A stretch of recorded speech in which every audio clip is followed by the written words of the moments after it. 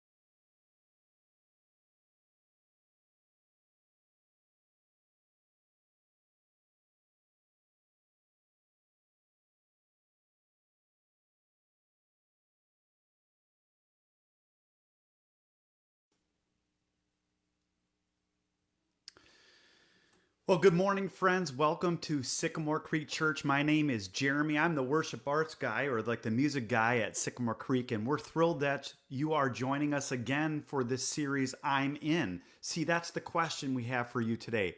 Are you in? Today, we're going to talk about being influential, and we're going to celebrate the class of 2020, the graduating senior class of 2020. You couldn't be here on a better day. So grab your coffee, grab your cookies that are in your house, grab your loved ones or roommates. And I'd invite you not just to watch this morning, but to worship, all right? So we here at Sycamore Creek, we love to sing.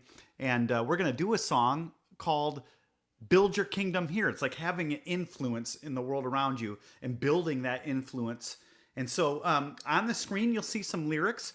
Feel free to sing along as we open up the worship service with our voices. All right, let's do it. Come set your rule and reign in our hearts again. Increase in us, we pray. Unveil why we're made. Come set our hearts ablaze with hope, like wildfire in our very souls. Holy Spirit, come invade us now. We are your church. We need your power in us. We seek your kingdom first. We hunger and we thirst. Refuse to waste our lives, for you're our joy and prize.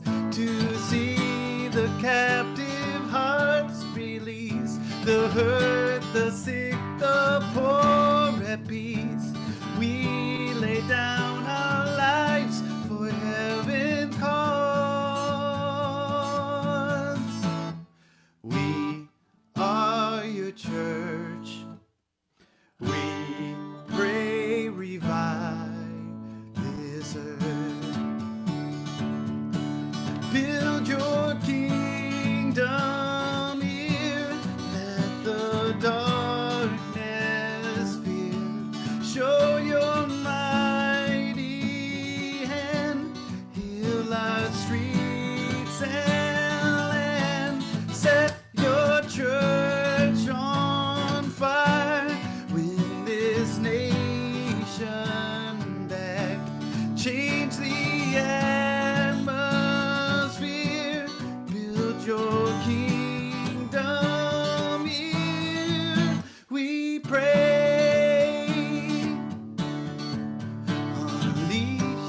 kingdom's power, reaching the near and far.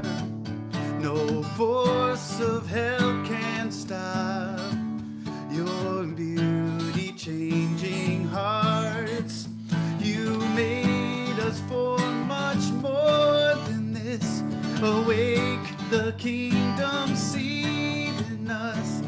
Fill us with the strength and love of Christ. We are your church. We are the hope. We are on earth. Build your kingdom here. Let the darkness fear. Show your mighty hand. Heal our streets and land. Set your church on fire. Win this nation back. Change the atmosphere. Build your kingdom here. We pray.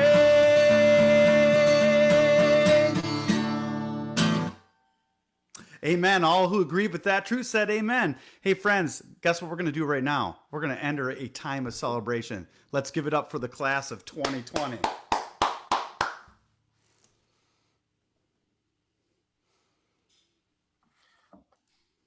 All right. Well, hey, peace, friends. My name is Pastor Tom. I'm the pastor here at Sycamore Creek, and I am so glad that you are with us this morning.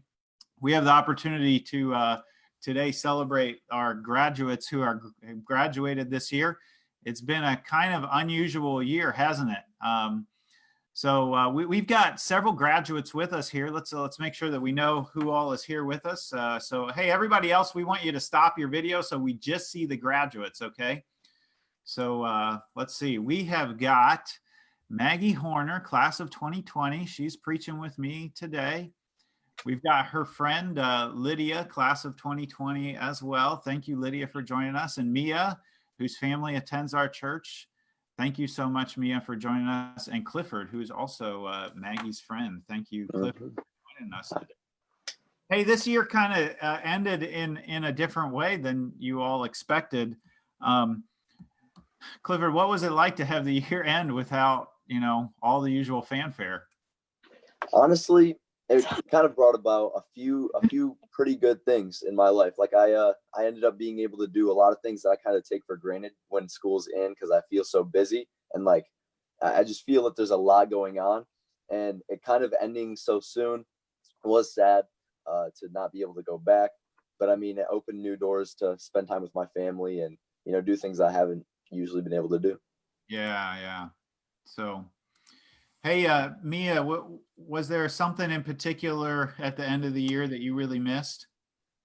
I mean, I just think like all of the, like basic end of the year marks, like prom and, getting to like have all those like special memories, like those memories are really important to like with you and your friends. So I feel like that was a big part that obviously was kind of upsetting about all of this, I guess. Yeah. Did any of you do anything, like prom at home or join in the some good news prom or whatever? My friends and I think we're planning to do a prom soon, but we don't have it like set. Yeah. So it's a postponed prom right now. Yes. Hey, Lydia, how about you? What was it like to end of the year without all of the normal stuff? And was there anything in particular you really missed from all that? For me, I think it was just kind of like overwhelming, especially with like AP classes. A lot of the stuff that like we had saved for the end because it was like harder, we had to do like remotely in our home. And I think like just the big like marks of senior year too, that missing out and like being able to actually see my friends in school was like sad to not be able to do that. Yeah. Mia, have you been able to connect with your friends at all since then, or how have you all? Have you Yeah, just- I've been in contact with them, and we did a graduation lunch last weekend. So we've done like a couple little things here and there Yeah. for that. Maggie, I'm kind of ignoring you, but that's because you're going to be preaching with me here in just a minute, so everybody's gonna get to hear you more of. But was there something that you really missed, Maggie, from the end of the year that you didn't get to do? I think mine's similar to me, as like I just missed all of like the end of the year milestones, like senior prom, getting to graduate at the Breslin, our senior camp out. It was just kind of tough not getting to like experience like those like last final memories with my high school friends. Well, I didn't. There's a senior camp out, like where you go and camp in tents. Yeah, we set up tents on our football field. It's the night before our last day of school. So that last night we all set up our tents and the senior class camps out and stays up all night, and then we all go to our last day of school together in the morning. Man, that was not something that my class did. That's really cool. Although I do think about when I was at Duke, they would camp out for basketball tickets, which was total chaos. But so I wonder, Clifford, you kind of alluded to this a little bit, like that it was actually good for you. Tell us a little more about what was good, or what sort of surprisingly good things came out of this. Well, first of all, I have been wanting to work on like house projects for a while, just like a few big things that I've started but never really been able to focus on. And I know that that's something my mom has been wanting to do for a long time too, like fixing up some things in the house, building a fire pit. And I've been able to do a lot of things helping around with her, and it's definitely made her life easier from what she tells me, but also just being able to be around and relax at home and have just a lot less stress in general. Like, even though there was a lot of stressors obviously in life because of the quarantine, it feels like there was a lot also lifted at the same time, and I kind of focused on the better aspects of that. Well, when you get done with the projects at your house, we've got some over here that you can come help us with as well. Lydia, how about you? Was there anything surprisingly good about this whole thing?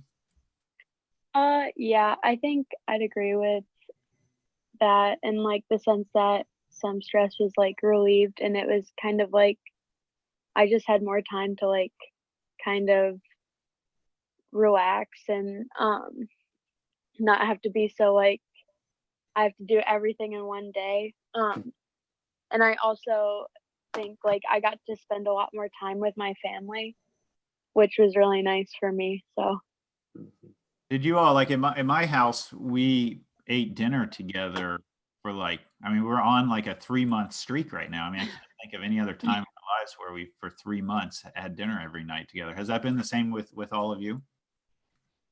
yeah. For the most part. Yeah, definitely. Yeah. Yeah.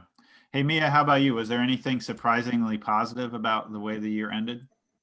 Yeah, I mean, I think obviously like surface level, we all look at it and it like immediately just say it was like something bad came out of it. But I think everyone, like I know I love to relax, and I feel like I've gotten just like it kind of like what everyone else was saying, like, yeah, it was very stressful, but I think it was like just the stress of like a couple things coming down on you as opposed to like having to deal with stress from every angle, I guess. Yeah. Yeah. Maggie, how about you? Anything positive that came out of it?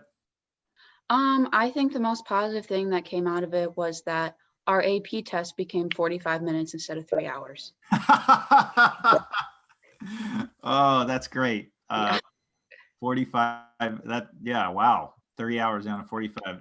Have you gotten it back yet? Do you know how you did on it? I'll get my results the end of July. So you still have to wait, even though Yeah. 5 minutes. Yeah. Hey, Maggie, we're going to hear about where you're going and what you're doing. And Cliff, I think you probably have on your shirt there what's happening with you. Is that, tell us about your plans? Yeah, I worked really hard, and it was like the biggest surprise I've ever gotten that I got into the University of Michigan for engineering. It's like the 5th best engineering school in the nation, and that's just what kind of my passion when it comes to school activities. I love being creative, but also having like the math and technical side. So my teachers always told me that putting those two things together is engineering material. Wow. And I got in at U of M. So that's my plan next year. Congratulations.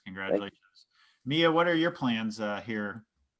I am going to Ball State in Indiana, and I'm going to study to be a special ed teacher. Okay, very good. I have a niece who goes to Ball State, so I grew up in Indianapolis. Glad to hear you're doing that. Lydia, how about you? What are your plans? I'm planning to start at LCC and then transfer to MSU for nursing. Nursing. I mean, wow, we have learned in the last like 3 months just how important nurses are. And we have so many nurses in our church. So thank you so much for taking those steps to be kind of on the front lines of everything. So, and of course, each of you is the things you're studying are important in their various realms. I'm not going to ask Maggie because we're going to hear about it in the sermon. Okay. So Maggie, I'm not intentionally ignoring you, but friends, I want to invite you to pray for these graduates. In fact, if you've turned your video off and you're here in worship, turn your video back on. I'm just sort of doing this on the fly. Okay. Normally in our worship services, we would have you all come down into the middle and people would come and they would put a hand on your shoulder. And if, they couldn't reach your shoulder, they put a hand on somebody else's shoulder. So I just want to invite you again, everybody turn your and just reach your hand out to our graduates. It's sort of a virtual prayer here. And we're going to take some time to pray for them. God, we are thankful for each one of these graduates, for Maggie, for Lydia, for Mia, for Clifford, and how you are working in their life. We pray, God, for your blessing to be upon them as the year has not ended in the way they expected, but there have been some good things about it. We thank you for those good things. We pray for the future, blessings upon their education, upon their relationships, upon, as we're going to talk about today, the influences on their lives and the influence they have on others. We celebrate them today for the gift that they are and how you've created each one uniquely, called each one to a unique role in this world. We lift them up in the name of Jesus and the power of your Spirit, and all who agreed said, Amen. Amen. Friends, we're going to take a second and sing one more chorus of Build Your Kingdom to kind of set the table for the rest of the service. Build your kingdom here, let the darkness fear, show your mighty hand, heal our streets and land, set your church on fire, win this nation back, change the atmosphere, build your kingdom here, we pray.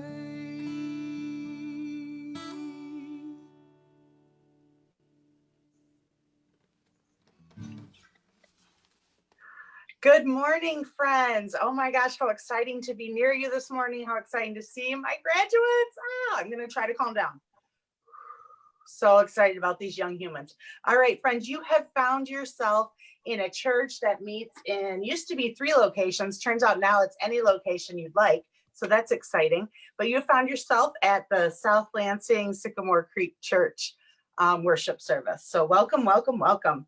My name is Erin Umstead. I'm your host today. So you might get a little chat from me in the chat. And just if you have any questions, please don't hesitate to ask me because I love to answer questions.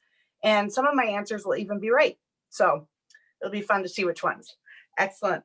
In these days, we're all finding that we need to connect with something larger than ourselves. Well, we got you because we have a connection card online, and that way you can go ahead and fill that out with any and all information you feel comfortable and anything you're interested in, and we can contact you about your interests or how you can be a part of our wonderful community.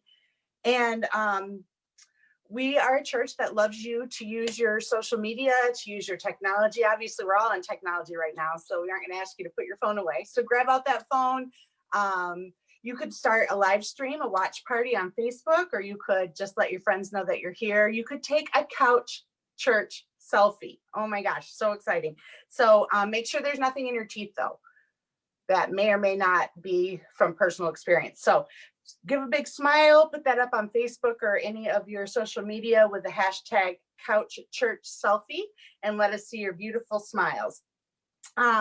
Also, right after the service at sycamorecreekchurch.org/all chat, we're going to have a real quick little chat today after our service in case you would like to connect on another level right after the worship. So again, my name is Erin Umstead. Again, I'm tickled pink that you're here to help us celebrate these amazing young humans.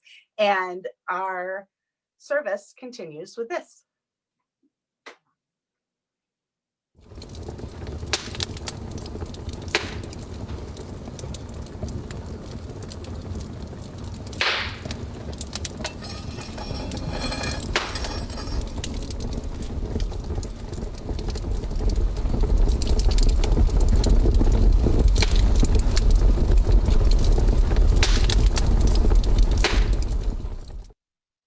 Hey friends, it's about to get really hot in here. We were trying to think of a creative way to celebrate our graduates and to get into this idea that I'm in, like you're like a live coal that gets into the fire and burning white hot. And we couldn't think of a better way to do that than to have a fire performer on today. So, hey, let's go over to Corey, who I think is in his backyard, who's going to celebrate our graduates with a baptism by fire. All right, Corey, you're on. Woo!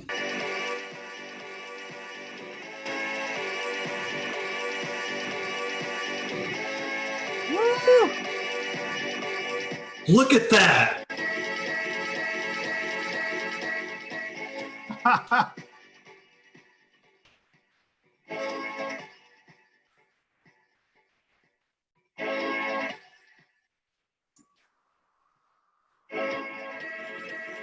That was a close call. What a perfect morning for this. This is amazing.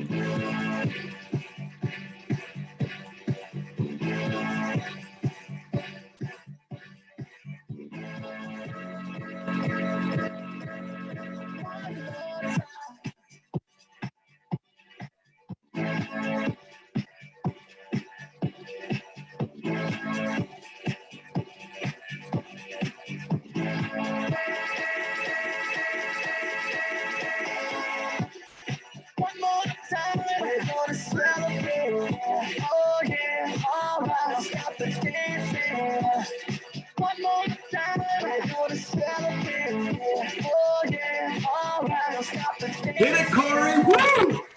Yeah. That is sweet. That's hot.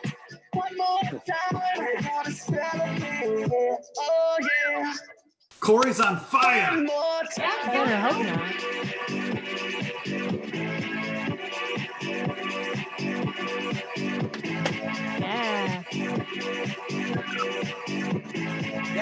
Yeah. I love how he's kind of done his thing back. Oh, whoa. Whoa! Yeah. Nice, Corey! That is awesome. Oh, cool. Graduates, this is you next year in your dorm rooms. Might have to learn. I'm just feeling celebration tonight. Celebrate. Does he have any scorch marks? No,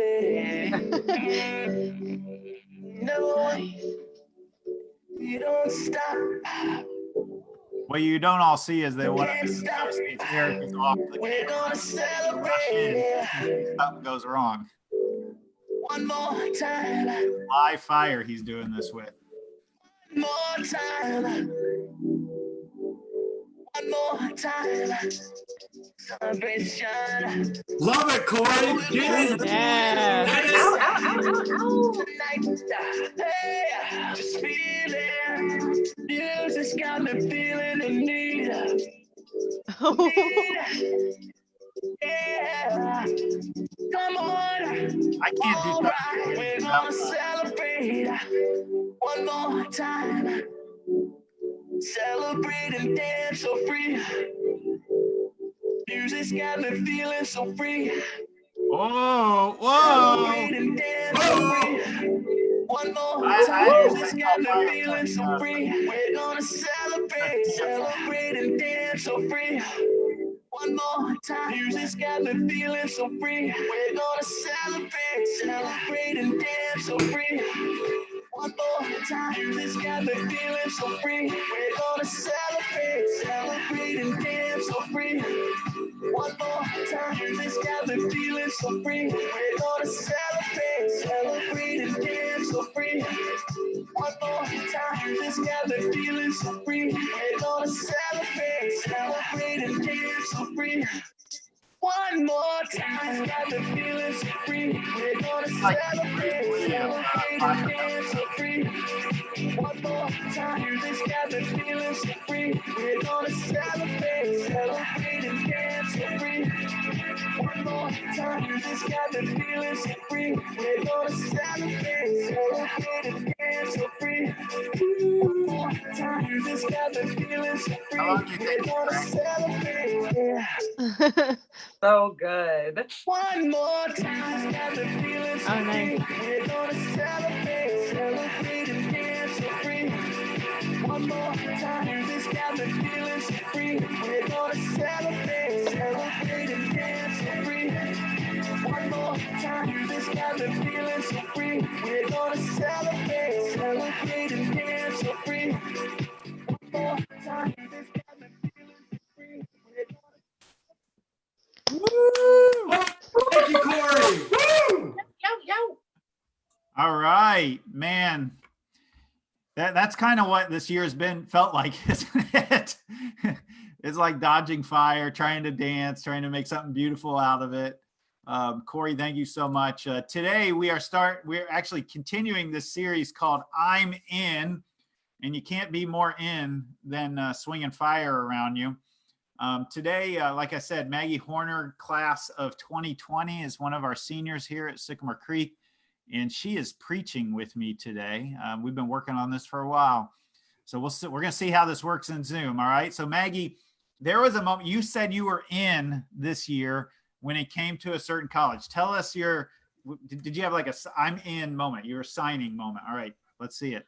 Tell us about it. Yeah, definitely. So this fall, I'm going to be attending Hope College to study business and also be on their swim team. And I couldn't be more excited. My journey to finding Hope wasn't exactly what I expected. I visited the first time the spring of my junior year, and I just didn't like it. I was like, I don't think I belong here. I don't picture myself going to school here. I need to keep looking. But later that year, the swim coach actually reached out to me and he's like, I want to get you out here for an official visit. Like, I know I can make you fall in love with this place. It's such a special school. And I was like, okay, like I'll try again. So I ended up going this past fall and I stayed with the girls swim team, and just everyone I ran into and every experience I had just made me feel like so like wanted there. Like it was, whether I ran into like a professor, like the coach, or just like a student walking around campus, they were excited that I was there. And you could tell that they knew they were part of something like really special and they wanted to share that. So that's really what made me say like, oh, I'm in, like, I want to be part of this. Did you have a signing ceremony, like to join the swim team? I actually didn't get to have my signing. I was going to have it this spring, but then everything shut down. All right. Well, if you want to pretend like you're signing something right now, we'll call this your signing ceremony. All right. So, all right. Definitely. Maggie is in for Hope College. Today, we're continuing the series I'm In. We've looked at a bunch of different ways that we are in. I'm invited. I'm invaluable. Today is I'm influential. We're going to look at being influential today. I'm invested next week. And then we're going to wrap it up with I'm initiated. And when we think about being an influencer, I'm influential. A lot of times we think about like an influencer in our culture. And I was looking up just before the service, like who are the top influencers on Instagram, and 2 of the top 4 are soccer players, and the other 2 of the top 4 are the Kardashians. So none of us have quite the platform, so to speak, of soccer, like soccer players or the Kardashians. But my wife Sarah has a pretty big platform. She's a writer. She's sold over 200,000 books. I mean, that's a pretty significant influencer. But you know what? I have more Facebook friends than she does. Woo woo. But she has more Twitter followers than I do. Okay. Maggie, how many Twitter followers do you have? I do not have a Twitter, actually. Facebook friends? I don't have a Facebook. TikTok? I don't have a TikTok, actually. Instagram? Instagram, I've got about 700 followers. 700. Okay. Well, there we go. All right. Friends, that's learn something from those questions right there. Okay. All right. We're going to bring the graduates back on for this question. How many of you would say you are an influencer? All right. So we've got Lydia, and we've got Cliff, and we got Mia on. Cliff, are you an influencer? I would say that I am. I try to be, at least. Yeah. How many Facebook friends do you have? I don't have Facebook either. I have Instagram like Maggie. Okay. Twitter? I think I have almost 600 followers on Instagram. 600 followers. All right. Lydia, how about you? Are you an influencer, would you say? I would say like in like my small group of friends, probably more so. Like I would not call myself an influencer overall, but I know that what I do has influences on like my friends and stuff. Not quite not like Kardashians or soccer players on your small circles. No, not quite that much. Yeah. Mia, how about you? Are you an influencer? I feel like I mean, to my friends, I definitely feel like an influencer, but not like in the way of like something. I mean, everyone says like, like an individual can change the world, but I don't know. I mean, I think I'm influential. Yeah. Do any of you have like contracts right now, like that you've got like product placement in your screen while you're on the video with us? No. I wish I did. You wish you did. You're not getting paid to wear that U of M shirt right now. Nope. Not yet. Yes, not yet. I'm drinking with our Sycamore Creek mugs that you can buy in our Connect Cafe when we're back open. So there's my product placement with Sycamore Creek. Okay. Hey, Gretchen and Aaron, you all maybe been paying attention to the comments, and if you're listening on Facebook or in Zoom, are you an influencer, and how would you say that? And Gretchen and Aaron, I forgot to mention that people can write those comments, but has anybody been saying anything about whether they're an influencer? Well, Sarah Arthur said, Maggie, that you are influencing their 2 little boys right now. So way to go. There you go. I got my AU mug. I went to Anderson University, so I'm trying to influence some people. But y'all already made your choice, so that's not really helping. Hey, Anderson and Ball State are not very far from each other. That's right. They're like maybe 20 minutes from each other. So, Aaron, is anybody in the Zoom's comments talking about whether they're an influencer or not? Well, Nancy Dietrich is very excited because she doesn't have any social media either. Lots and lots of information and excitement about the fire.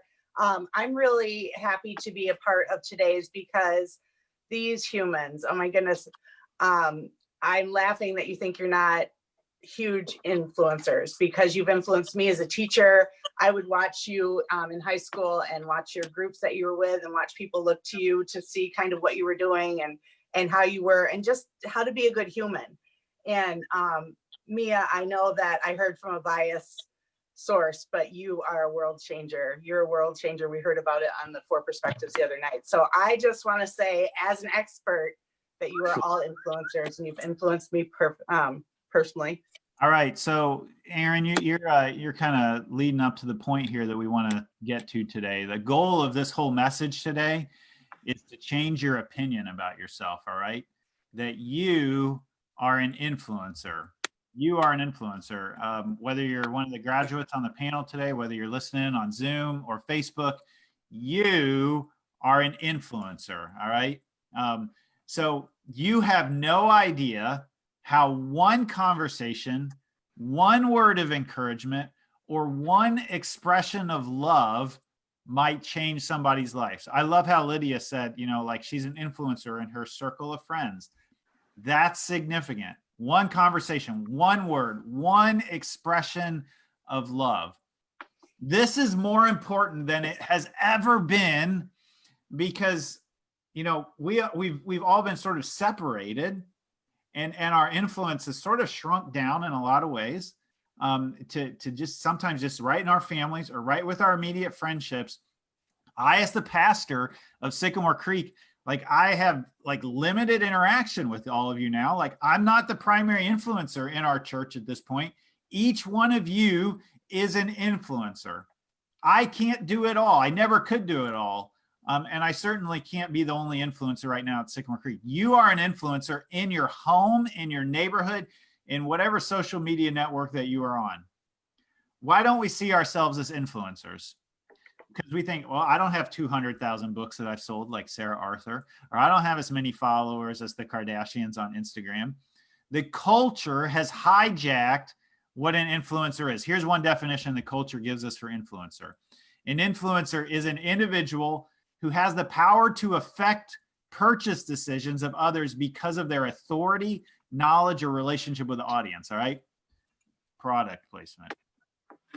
But Maggie, who has been an influencer in your life? Tell us some of the top influencers. Yeah, I've been so lucky to have a lot of great influences in my life. Definitely primarily my parents have been a big influence on me. They brought me up in a Christian home and exposed me to Christianity. And then just the way they live their lives every day influences me. They showed me how to be kind and generous just through the way they live. And that's definitely influenced me. They've been influencers in my life too. Both your mom and your dad have influenced me. Yeah, definitely. They're very special people, and I'm very thankful to have them. How about others? I have two friends from swim, Jordan and Amelia, and they just have my entire heart. Jordan is just another kind of person. She is the biggest go-getter I've ever met in my entire life. She works so hard and she just makes me want to be better in everything I do. She's the one on the left with the pink cap. She just encourages me in and out of the water, and she's just a great person. Now, was she the one that got you to do this crazy thing recently? Yes, actually. Yes, earlier in quarantine, she was bored. She called me up and she was like, Maggie, I want to go walk a marathon. And I said, Jordan, I don't think I've ever walked over 3 miles straight in my life. And she was like, no, it'll be fun. We can totally do it. Let's just do it. So that next day we woke up at 6 o'clock. Our parents drove us to Eaton Rapids and dropped us off. And we walked for the next 8 hours. 8 hours. That's all it took you to walk. And it was just one of those things I never would have done if she hadn't come to me and just pushed me out of my comfort zone. She's an influencer. She 100% is. Yeah. And then my other friend, Amelia, she is just a ray of sunshine. Any room she walks into, she just lights up. She reminds you that life is supposed to be fun and it doesn't have to be serious all the time. You don't have to worry about everything. And I know she's just great to have around because she's just she's when you're stressed out and when you're super serious and you have a lot going on, she just reminds you it's okay. It's fine. Just have fun, relax. You're here for a good time. And she's just a great person. You're a swimmer too. So surely you've had some coaches who've been influencers in your life. Definitely. I've had two coaches who have influenced me a lot. Marty Pohl, who we call MP, and then Ian Townsend, who's right there up on the screen. He's my club coach. And just the experience with swimming is kind of different than other sports because like the data is super quantitative. So if you're not doing as well as you have in the past, it's clear. So I was going through a rough patch and I wasn't swimming as fast as I had in the past. And they were just always there to pick me up and care for me as a whole person, not just a swimmer. And they got me through some of my toughest times in the pool and celebrated with me through my best. And I was just so thankful to have them and have them influence me in that way. We're thankful for all of those influences on your life because they've influenced you and you've influenced us, and you're doing that right now. Friends, who did Maggie say? Did she say a movie star or a YouTuber or an Instagram influencer? No. You see, an influencer used to be a teacher, a coach, a parent, a Sunday school teacher, Ms. Umstead. But the culture has turned influencer, that word, into a celebrity, a content creator, somebody who's got a massive following on social media. Today, we want to reclaim the word influencer. We want to reclaim that word. Let's talk about how Jesus thought about influencing. Jesus said, "You are the salt of the earth. You are the light of the world. A town built on a hill cannot be hidden. Neither do people light a lamp and put it under a bowl. Instead, they put it on its stand and it gives light to everyone in the house. In the same way, let your light shine before others that they may see your good deeds and glorify your Father in heaven." You see, the problem with our current view of influence is that it starts with platform. It starts with the size of your platform. But true and lasting influence always starts with people before platform. It starts with people before platform. And that's why you are an influencer. Lydia, you are an influencer. Clifford, Corey, you are an influencer. That fire that burns inside each one of you, you are an influencer because it starts with people before platform. Let me ask you a question. Who started Sycamore Creek? Sycamore Creek turns 20 years old this year. Who started it? I think the easy answer to that is Pastor Barb. She was the founding pastor. And then you might throw me in there as well. It's the second pastor. And that would be true, but it would be incomplete. All right? It would be incomplete. Let's think about who influenced me, at least. My parents and grandparents who prayed for me each day. They were my first pastors, all right? Before the pastor at my church, my parents were my first pastors.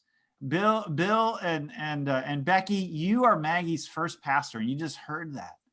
My parents and my grandparents then helped start Sycamore Creek. But then my pastor influenced me, Tommy Pano. We shared a name. He was the pastor at Northview Assemblies of God in Carmel, Indiana. My youth pastor, Brad Kopecki, was an influencer. He influenced me. The youth ministry volunteers who invested time in countless Sunday evenings and youth retreats. Tim, my fellow youth group high schooler, who I'll never forget, he got up on stage in front of like hundreds of teenagers and he confessed that he looked at porn. And he did that in front of all these people. And it was the first time I went and talked to somebody about that myself. Dave Smith, a senior, when I was in high school, I was a sophomore, and he picked me up each morning to go to our church and pray before school started. And I continued that when Dave graduated and I started driving. My high school humanities teacher, who introduced me first to St. Augustine's Confessions. It was the first time I had ever read Christian theology. My photography professor in college, Greg Schreck, who taught me to look at life, to be present to what God was doing in the small and beautiful moments. The 12 people in my year-long Bible study who told me that I was called to be a pastor. The old prayer lady in my church, Barb, who told me one day that God told her in prayer I was called to be a pastor. And I said, Barb, he hasn't told me that yet. Jane Andrews, my staff support liaison when I worked at Petoskey United Methodist Church, who was old enough to be my grandma, who met monthly with this 20-something-year-old to ask me how it was with my soul. And the last time that I talked about her at Sycamore Creek, somehow miraculously, she was there in the church service. We didn't even plan it that way. She just showed up because she loved me. You see, each one of these people helped start Sycamore Creek. They helped start Sycamore Creek. You, friends, are an influencer. You are an influencer. All right, we have heard from Maggie, who is an influence in her life, but we want to open that up for comments and discussion. All right, so write your comments in Zoom or in Facebook. Who has been an influencer in your life? We're going to go back to our graduates today. Mia, who's been an influencer in your life, Mia?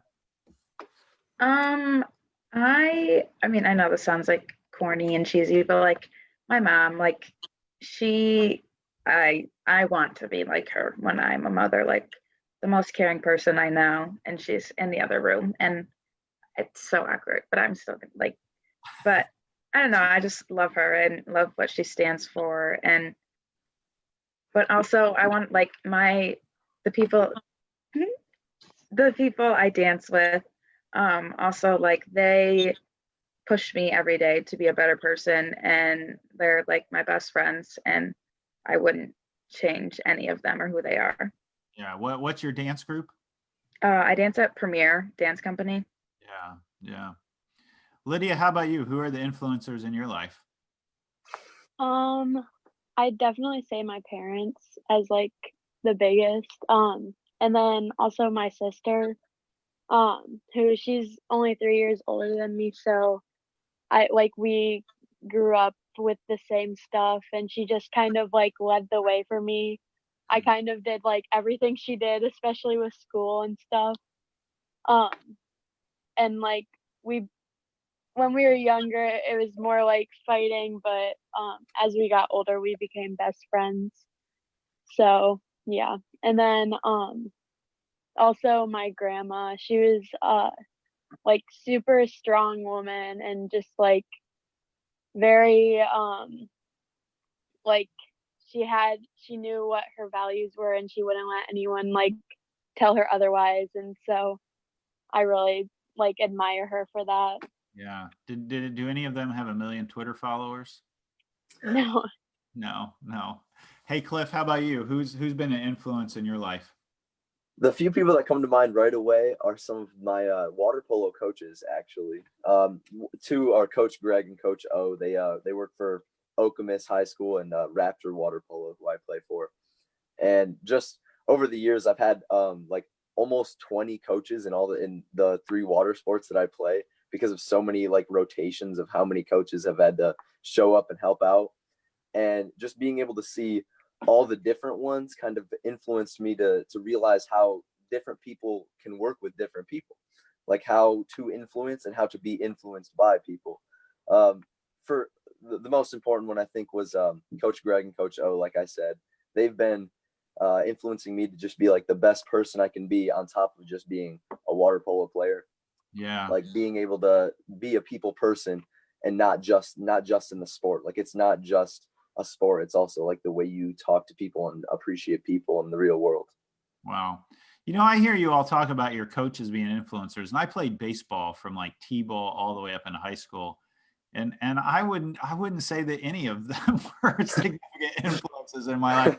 I'm envious that you had coaches that influenced you like that. Don't take that for granted.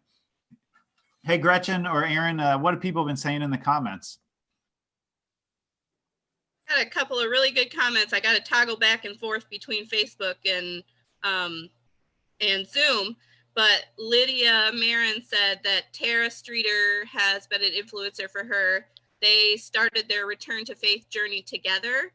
And she says that Tara has influenced her and strengthened her in her walk towards Christ. And then Kelsey Brienne says that her mentor, Miss Irene, has always encouraged her to see Jesus in every situation. Wow. Yeah. Well, hey, friends, this is something I want you to understand. Really, we're trying to reclaim the word influencer today, all right? Influence isn't always obvious, and it isn't always instant. So here's something I want you to know. Just because you don't see the harvest doesn't mean that the seed didn't take root. That's something really important. Just because you didn't see the harvest doesn't mean that the seed didn't take root. Remember, you have no idea how one conversation, one word of encouragement, one expression of love might change somebody's life. There's a woman that nobody thought would ever have influence in the Bible. She's a Samaritan. Jesus is traveling through Samaria, And Samaritans were like half Jewish, half Gentile. She was an Assyrian Jew. And according, in that day and age, she would have been considered by the Jewish culture to be less than human, worse than dogs. If you think about like the Harry Potter like world, you think about mudbloods, that are like part wizard, part not wizard. This was what this woman would have been considered in Jesus' day and age. And Jesus sits down next to her at a well to rest. And the woman comes to that well to draw water. And Jesus says, please give me a drink. So he's actually interacting with her, treating her like a human being. And the woman was surprised, we read. For Jews refused to have anything to do with Samaritans. She said to Jesus, you are a Jew and I'm a Samaritan woman. Why are you asking me for a drink? And Jesus replied, if only you knew the gift God has for you and who you are speaking to, you would ask me and I would give you living water.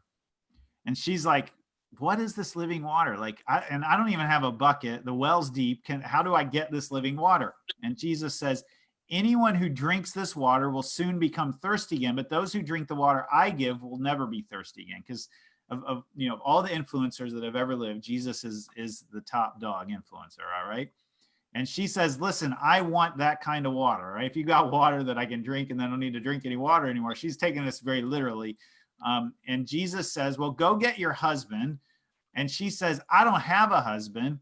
And Jesus says, you're right. You don't have a husband, for you've had 5 husbands and you aren't even married to the man you're living with now. You certainly spoke the truth.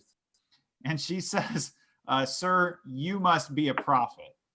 Because he doesn't know her at all. And he's telling her stuff about her that there's no way that he would know. Now, this stuff like that we just learned about her is why she's probably out in sort of this far off place at this well, because she's probably a bit of an outcast. She's not considered like high society. It's the hottest part of the day. And she didn't want to draw attention to herself by getting in crowds. So she goes to this out of the way place. And the culture would have said, listen, she's an immoral woman. Stay away from her. But Jesus says, you are a miracle waiting to happen. You're a miracle waiting to happen. And it starts to dawn on her. She's like, you know what? I've heard these like little rumors about a savior or a Messiah. And he's worked miracles and he loves people on the fringes. And why would a Jewish man offer me living water? Maybe this is that guy I've heard about. So the woman left her jar beside the well and she ran back to the village telling everyone, come and see a man who told me everything I ever did. Could he possibly be the Messiah?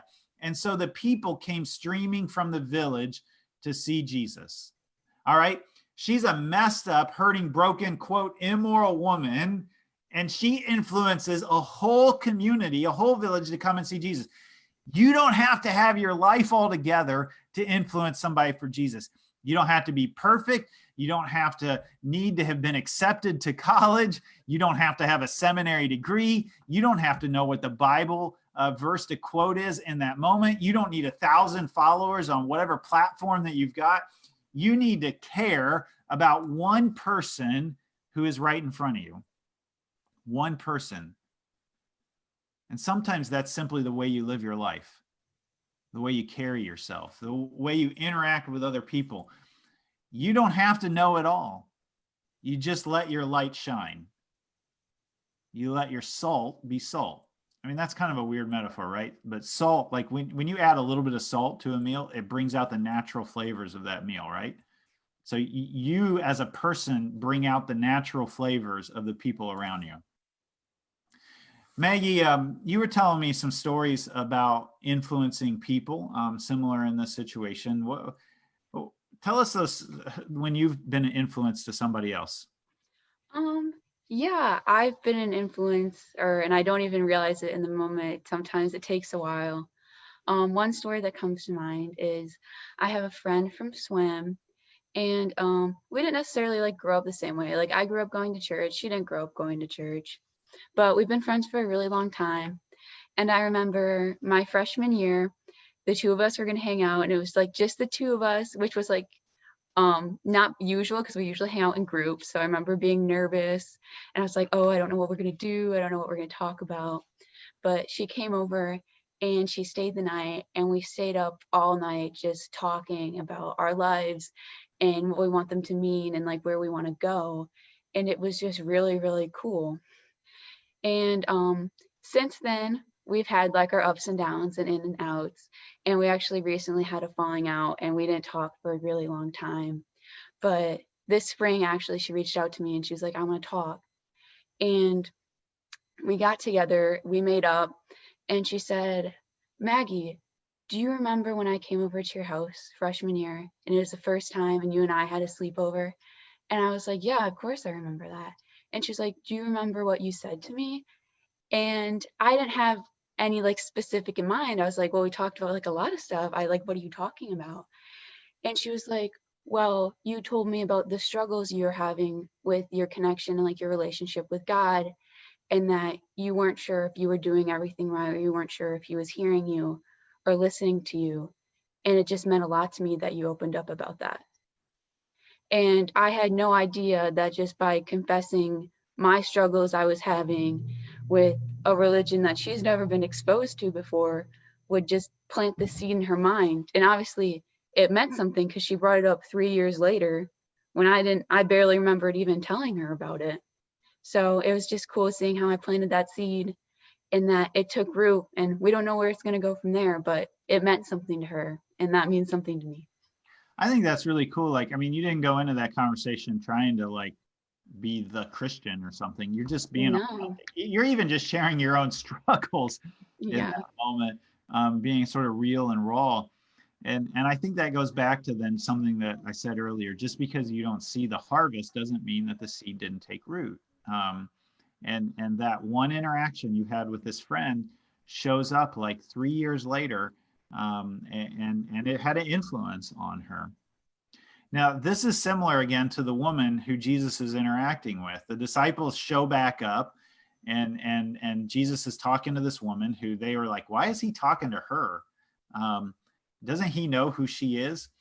And here's the thing, like Jesus says, like, well, listen, the fields are ripe for the harvest, but the laborers are few. The influencers are few, all right? True influencers are few. I'm not talking about the ones who have millions of followers on Instagram or Twitter or whatever. I'm talking about the people who are paying attention to the one person right in front of them. It doesn't start with platform. It starts with the person right in front of you. And so we keep reading this story. We read from that many Samaritans from the village believed in Jesus because the woman had said, he told me everything I ever did. And when they came out to see him, they begged him to stay in their village. So he stayed for 2 days, long enough for many more to hear his message and believe. Now, who did God use in that moment? Not an Instagram star, not a celebrity, not somebody famous, somebody infamous, a woman whose name we don't even know, searching for love in all the wrong places. Remember, you don't have to have your life all together. Maggie just told us that, like she had questions. She was opening up about her questions with this friend. You don't have to have your life all together to influence somebody for Jesus. When you listen to somebody who's hurting, when you offer to pray, when you invite somebody to church, when you text somebody a verse of scripture that you think might help or be encouraging to them, when you post about worship on social media, when you're one person like in the pool with your team, when you give something to somebody you need, who's in need, you have no idea how that one conversation, that one word of encouragement, that one expression of love might change somebody's life. It might change somebody's life. Who can you be an influencer to this week? When I was in seminary, I had this opportunity to be at it was an internship over a year at a church in a small town in rural North Carolina. It was called Efland, North Carolina. And it was population 700 people. It had one blinking light at it. That was it. And I was at Efland United Methodist Church. And I remember the first Sunday I was there. And this was this was like a cross-cultural experience for me.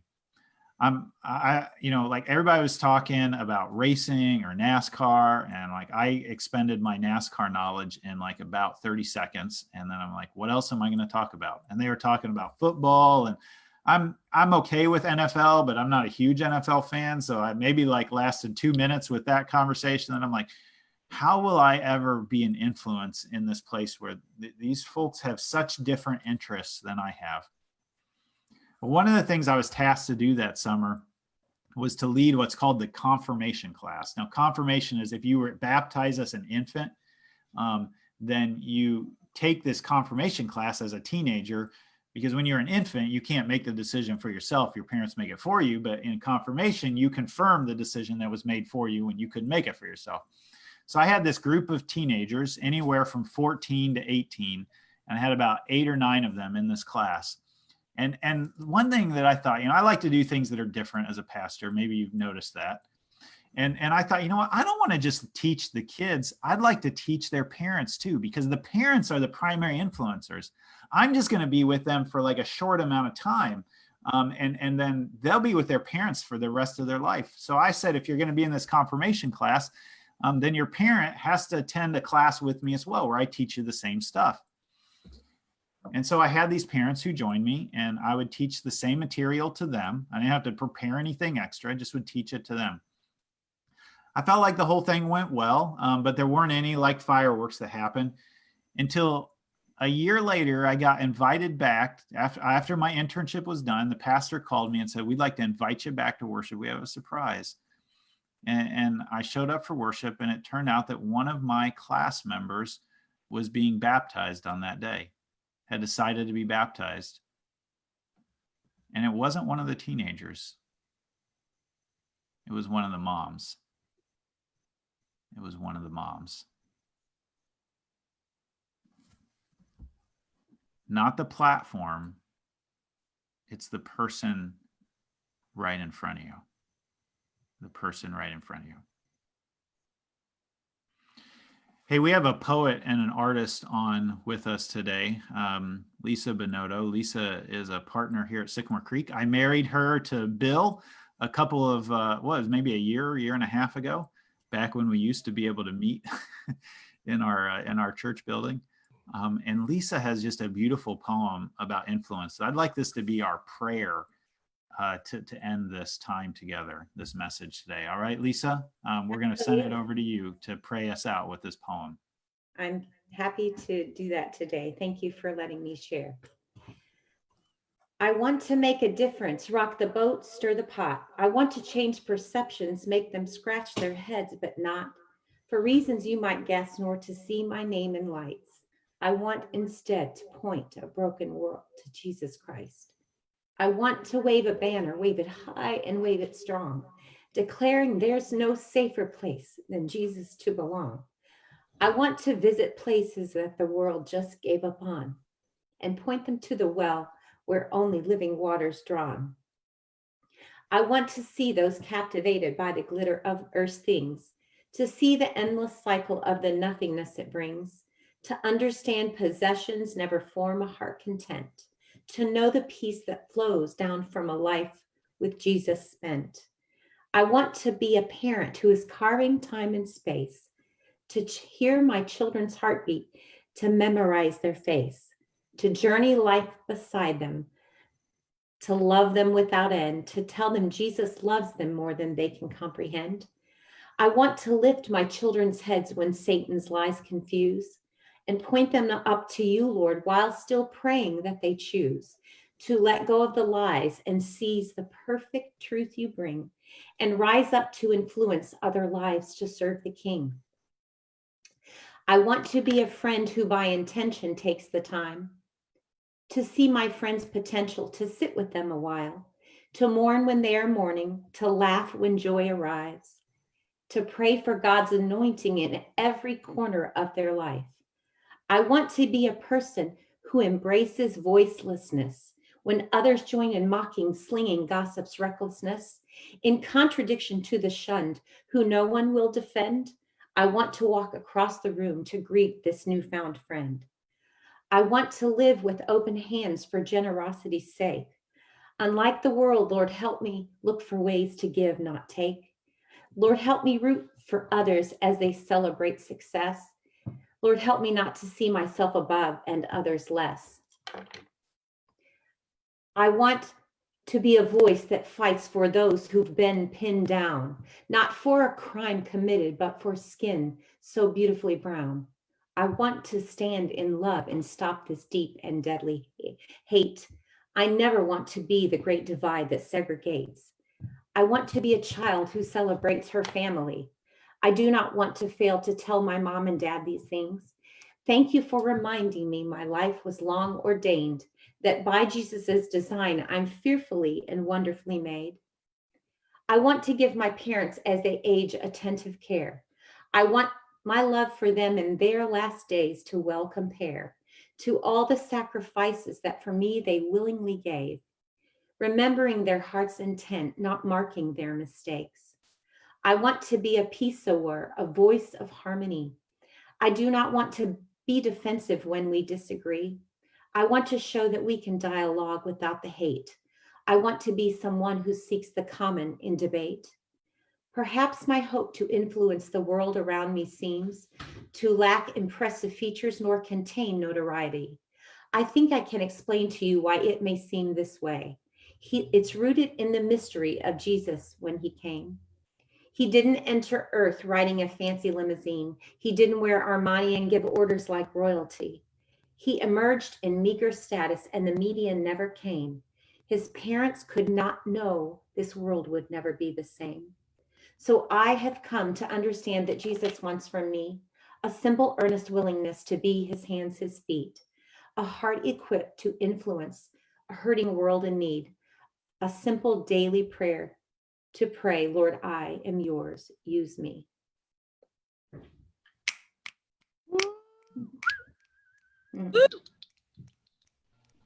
Hey friends, give it up for Lisa and give it up for our graduates who will and are and will continue to be influencers. Thank you so much, Lisa, for sharing your poetry with us. Thank you.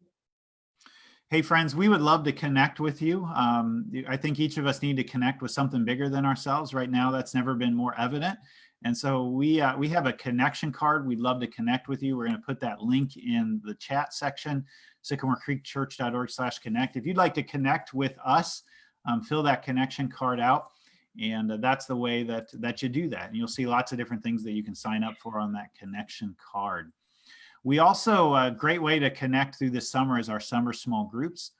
And we have several small groups, almost one on every single day of the week, that you can connect with a smaller group of people, men, women, everyone, kinds of groups. And you can find out all about those and sign up for them at sycamorecreekchurch.org/small groups. We'd also love for you to say, I'm in, when it comes to Sycamore Creek. You see like so many talented people who are volunteering their time this morning, from producing to sharing their poetry, to being on the panel or host. There's a couple different ways that you can join in the mission of Sycamore Creek volunteering, and you'll see those on the screen there, the /digital ministry and /volunteer links. We're going to put all of that in the comments section. But the easiest way to do it is just that connection card, sycamorecreekchurch.org/connect. Now, today we are doing something very special, all right? We have not met together face-to-face in like 3 months, and we're having an outdoor picnic today, all right, at our South Lansing campus from noon to 1:30. We're going to put our toes in the water of meeting back together face-to-face. This is a little trial run of whether we can practice safe social distancing practices, you know, staying 6 feet away from each other. You're going to have to wear a mask. This is outside, but we're asking you to still wear a mask while you're doing that, except when you're eating. Bring your own food with you, your own chairs. We're going to be out on the patio. And we really want you to RSVP, okay? So you can RSVP at sycamorecreekchurch.org/picnic. And there's a couple reasons for that. One is right now you can have 100 people. We just want to make sure we don't have over 100 people. But the second is that if we do find out that somebody is sick, that's going to be the easiest way for us to get in touch with everybody. And again, the social distancing practices, wearing masks, staying 6 feet away, being outside, You know, if somebody is pre-symptomatic right now and ends up being sick, all of those social distancing things should keep us all safe. But we want to make sure that we are able to connect with everybody. So come out today. It's a beautiful day. It's sunny, and I'll be there, and my family will be there.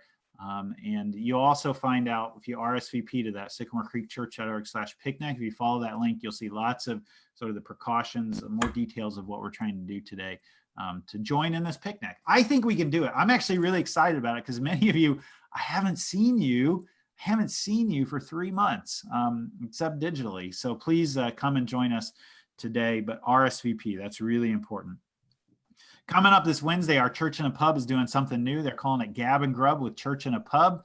It's a chance to feed your heart, your soul, and your stomach. Normally on Monday nights, we're gathering together for a Church in a Pub at Buddy's in Holt. Buddy's has just opened up, by the way, at 50% capacity, but we're not meeting there yet. We're still sort of figuring out what that'd be, but Church in a Pub, Gab and Grub is happening on every other Wednesday night at 6 o'clock. So you grab your dinner, you'll see the things that they're going to be doing there. And that's just another way to connect with our Church in a Pub minister, Gretchen Williams, and the rest of the people who normally attend Church in a Pub, or if you're new to Church in a Pub. So join us there for sycamorecreekchurch.org/grab and grub. You'll find, actually that's on Zoom. That's the link to join on Zoom. All right, friends, we also just want to encourage you and thank you for your generosity of giving through this season of being apart. You can continue to give through sycamorecreekchurch.org/give. You can download the app, SECMI. Those are all ways to give. And your giving helps ministry happen. In fact, usually on this day of graduation, we would be giving second graders Bibles in our worship service. And we couldn't do that, for obvious reasons. So we decided to deliver them. It was like DoorDash for Bibles, and your giving helped give a Bible to second graders. Here's just a little video so you can get a taste of what that day was like. We are on our way to do a little Bible DoorDash or Insta Bible to the graduating second graders in our church. Usually we celebrate them on graduation Sunday, and we are obviously can't do that in person. So we are celebrating them today this way. We've got a caravan of people coming with us. But the first one we're going to is to Louisa Wassinger. She's going to be our first Insta Bible DoorDash. Our first second grader graduating into third grade, getting the Word of God directly delivered to her door.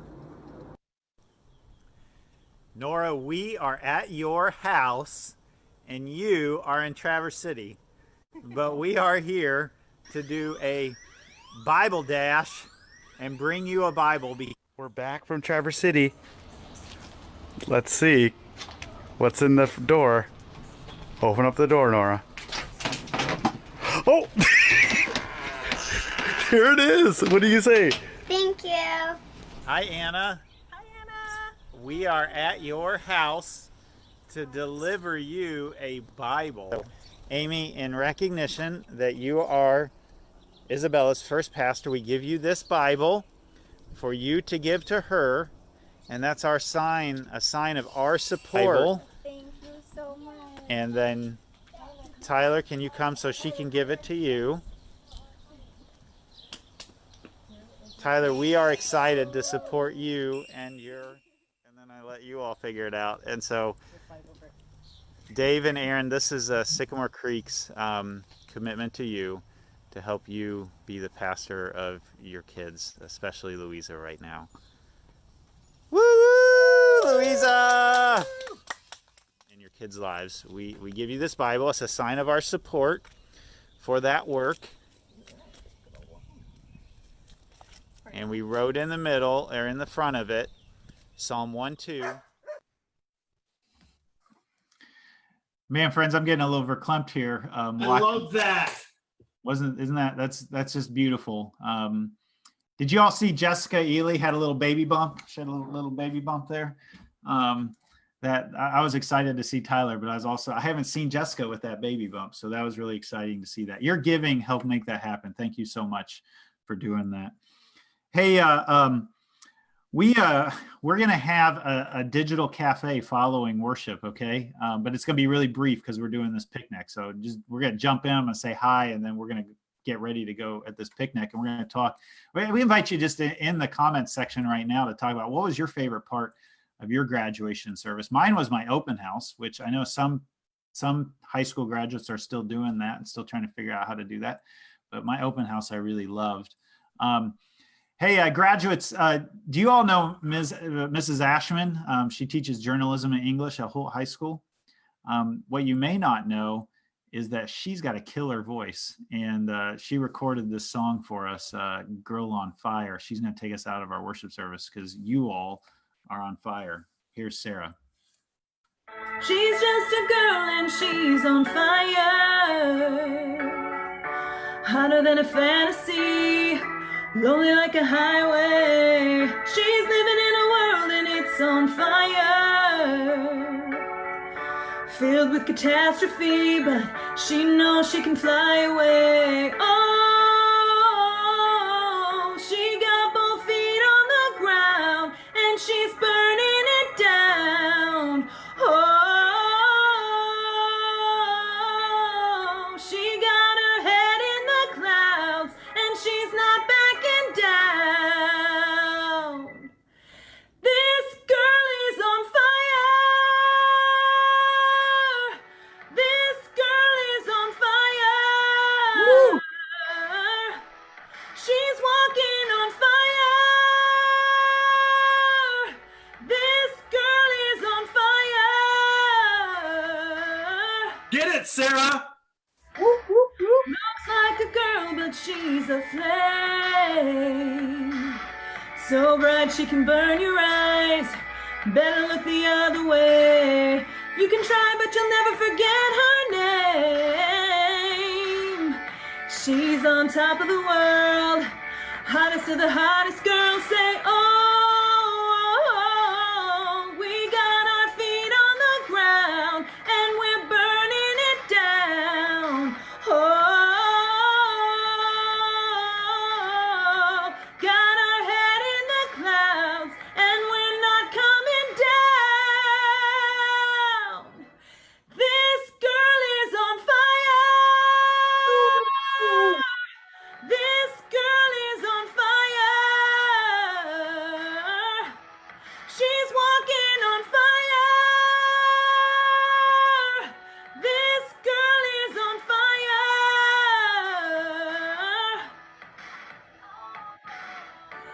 Everybody stares as she goes by, 'cause they can see the flame that's in her eyes. Watch her when she's lighting up the night. Nobody knows that she's a lonely girl, and it's a lonely world. But she gon' let it burn, baby, burn, baby. This girl is on fire. This girl is on fire. She's walking on fire. This girl is on fire. Oh,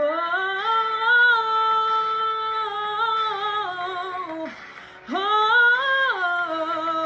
oh, oh, oh,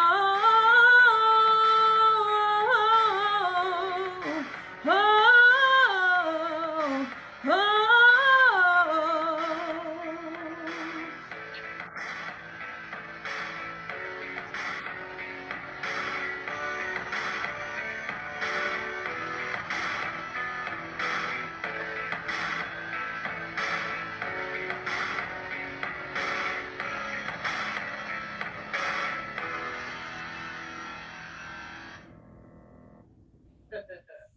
She's just a girl and she's on fire. Rock on! Rock on! Yes. Woohoo! Oh man, That was killer. That girl's on fire. she's a girl on fire, and Cliff, you're a guy on fire too. All right, so we don't want to leave you out there. Hey friends, join me in the digital cafe just in just a minute for just a brief chat, And then we'll see you at the outdoor picnic. Don't forget to RSVP, sycamorecreekchurch.org/picnic. Give it up for our graduates. Give it up for Maggie. Give it up for Sarah, Lisa, Corey. Man, we've had an awesome worship service. Congrats, 2020 graduates. We will see you next week.